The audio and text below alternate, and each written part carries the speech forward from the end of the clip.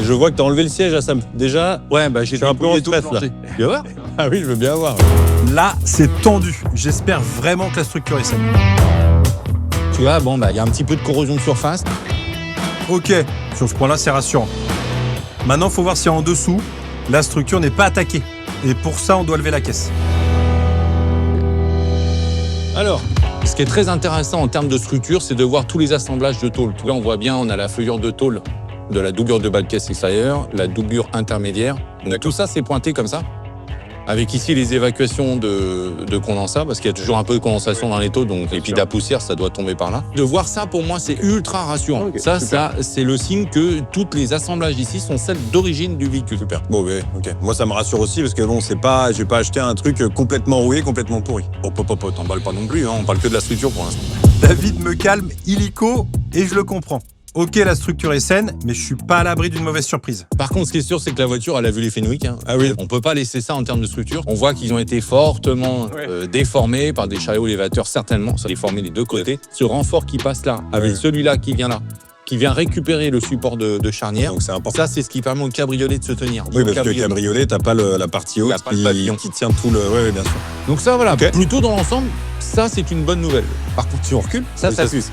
Ah, tu l'avais vu, ok, tu en as parlé au hangar. Oui. Ça, clairement, ça sent le boulot de merde. C'est la rustine de tôle, hein. Il y a eu une grosse perforation ici. Et souvent, je veux dire qu'ils jointent, ils mettent une bonne couche de Blackstone, tu vois que dalle. Une voiture des années 70, il y a toujours un risque que ça soit mal fait. Parce que ça a été fait rapidement, vite fait, pas cher, fait vraiment à la va-vite, quoi. Là, j'ai quand même envie d'y voir plus clair. J'ai un outil magique qui répare tout. D'accord, ça m'intéresse. C'est mon outil préféré. De grande précision. J'ai peur, là, surtout. Là, au niveau du diagnostic, tu vas délicatement, tu vois, tu fais Ouais. là, et puis... Oh. Pourquoi tu fais ça, quoi? Oh putain, la vache. Bah non, mais regarde, tu vois, ça répare bien. T'es sûr de ton coup, là? T'enlèves tout de suite T'enlèves tout de suite ce qui va pas. Ah ouais, donc en fait, là, on voit vraiment qu'il y avait un trou et qu'ils ont posé la plaque par-dessus, quoi. C'est ça? Exactement. Là, quand je vois David essayer de m'arracher tout ce qu'il y a en dessous, je prends peur. Et bon, je me dis que, a priori, je pense que j'ai fait le mauvais diag parce que tout est mal fait, tout a rerouillé en dessous de Blackstone. C'était ni fait ni à faire.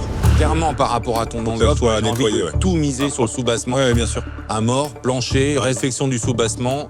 Non mais oui, il faut que la base, le dessous soit sain. Comme ça, déjà, quand je vais la vendre, moi, je serai sûr de mon coup. Ouais. Tu vois, et je pourrais dire au client, en dessous, c'est nickel, il n'y aura pas de surprise. Et puis au moins, voilà. Plus grosse valeur ajoutée, c'est que tu vas pouvoir dire ma voiture elle est dans un très bon état D'origine. Après, ce qui compte, bien évidemment, c'est la partie mécanique. On va commencer à rentrer dans le vif du sujet. Et évidemment, en l'occurrence, tes trains roulants. Et là, les trains, déjà, c'est une passoire. Hein. Oui. Et ça fuit de partout. Tu as des problèmes d'étanchéité de pont, de joints spi, voilà. Et tu vois que ça fuit également ici au niveau des fusées. Excuse-moi, mais on va tout refaire à neuf. Hein. Attention, hein. Oui. Facteur important, je sais pas s'il est défectueux ou pas, ton pont. Oui. Faudra quand même se taper un petit essai routier parce que pont, boîte, moteur, on sait pas. Il a raison. Seul un test routier pourra nous donner l'état de santé du pont arrière. Pour le train avant, même punition. Toutes tes liaisons, les tirants, les cylindres blocs, les roulements, tout ce qui est liaison mécanique. Et puis là, il y en a un paquet, hein. Bon Il y en sang, a partout. des rotules, des cylindres blocs. Ça, c'est les renvois, les bialettes de direction, etc. Donc, il va falloir revoir ça en profondeur. Mais je Bon, pense là, que maintenant, il dans reste l'ensemble, à moins un facteur là qui me stresse, c'est le moteur. c'est vraiment le gros enjeu, c'est que ça fonctionne et que je sois pas obligé surtout de changer le moteur. Bon, on vient de lever le diagnostic structure. Maintenant, c'est la partie moteur. Et là, le moteur, s'il se plante, c'est un billet de 10 000, on va pas se mentir. Donc, ça fait mal. Donc, il vaudrait mieux que le moteur soit en bon état. Pour le diag du 4 cylindres, je sens comme un léger frisson. Faut dire que c'est un dossier brûlant et que ça va vite conditionner la suite de mon projet. Bon allez les gars, il faut savoir si ce moteur, s'il démarre ou pas. On met pas un moteur en route comme ça après 10 ans d'immobilisation, bien évidemment. On a un certain nombre de précautions à prendre. Une voiture qui n'a pas roulé depuis 10 ans, même 5 ans, 15 ans, peu importe, jamais la démarrer. Déjà qu'on ne sait pas si réellement le moteur fonctionne correctement, si en plus on le démarre alors qu'on ne sait pas s'il y a de l'huile ou rien, enfin, ça peut être tout de suite la catastrophe. Donc, on check avant de le démarrer. Donc voilà, Grégory va pouvoir va nous dire tout ça. Donc on commence par quoi alors Premièrement, première chose à faire. Alors, sans sommation, vidange, immédiate. Ok, let's go.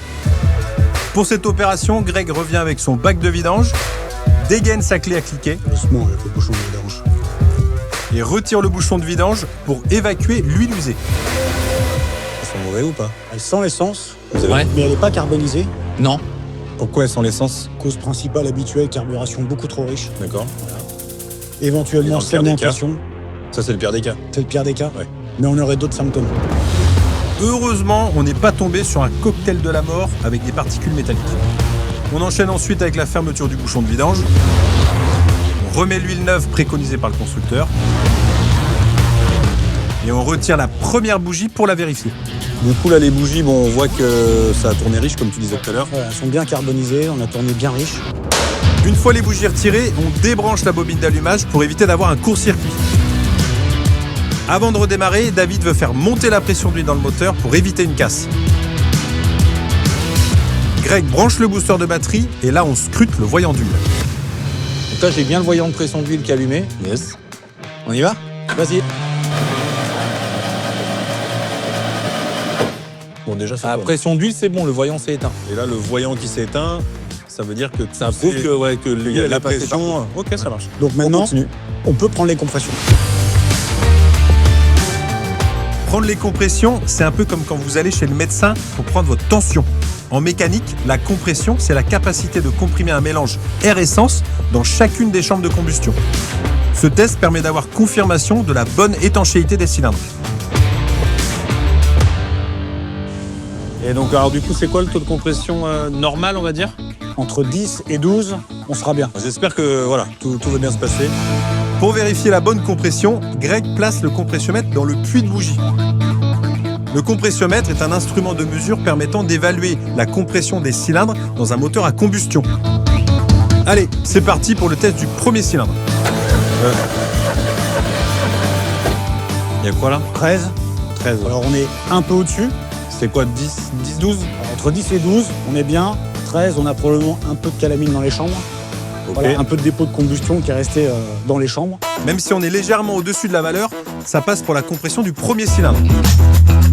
On enquille le deuxième, puis le troisième, et c'est bon. Attention au quatrième cylindre. Pourquoi attention quatrième? Le quatrième, celui qui est tout en bout de culasse. Ouais. Des fois, suite à la conception moteur, c'est celui qui est le moins bien refroidi. Ah oui, d'accord, ok. Et généralement, c'est sur ceux-là qu'on a des surprises, ceux qui sont en bout de culasse. Alors vas-y, mets le quatrième là, qu'on n'en parle plus. Grosse pression parce que si je dois racheter un moteur, terminé, je m'embêterai pas. Si le moteur est mort, on arrête le projet ici, la voiture, elle sort et je la revends comme ça, dans l'état. Là, c'est ma compression de stress qui est au plus haut. Le test du dernier cylindre peut clairement mettre un coup d'arrêt à mon projet. C'est bon. 12, Combien alors 12 pile poil. Hein. Ah bah voilà. Et c'est bon. Mon moteur n'est pas à mettre à la poubelle. C'est une très bonne chose même. On peut continuer. Peinture complète, on refait le châssis. Oh. Non, non, c'est calme. Regarde là, regarde là. Je me suis emballé. Allez, moi. bon, allez. Non mais mine de rien, pour l'instant, On s'en sort pas mal. ah, mais t'es pas trop mal. Hein. On est même très bien. Du coup, ça motive pour mettre la main à la pâte et remonter tous les éléments pour faire démarrer le moteur. Pour ça, on commence par placer des bougies neuves. Là, on s'embête pas. Les bougies, on les change. On en met des nouvelles, c'est du consommable, ça coûte pas cher une bougie. Tant qu'à faire de les avoir enlevées, on s'embête pas à les nettoyer. On en met des neuves. Une bougie, ça vaut 10-15 balles. Là, il y en a 4. Il y en a pour 60 €. Au moins, on est tranquille, c'est fait. On rebranche la bobine d'allumage et on verse de l'essence dans le moteur sans passer par le réseau d'essence pour éviter de la mélanger avec d'éventuels résidus. Bon, t'es prêt? Oui. Est-ce que je peux? Tu le sens ou pas? Est-ce que je peux? Ah, vas-y. Mettre le contact. Vas-y. Grosse pression, j'ai la lourde responsabilité de passer derrière le volant pour démarrer. C'est là que tout se joue. Hein. C'est là que tout se J'ai joue. intérêt que ça démarre. Hein. Hein? C'est parti. Oh. Juste pour le suspense. D'accord, un petit coup. Et voilà. Et voilà. Et Bien.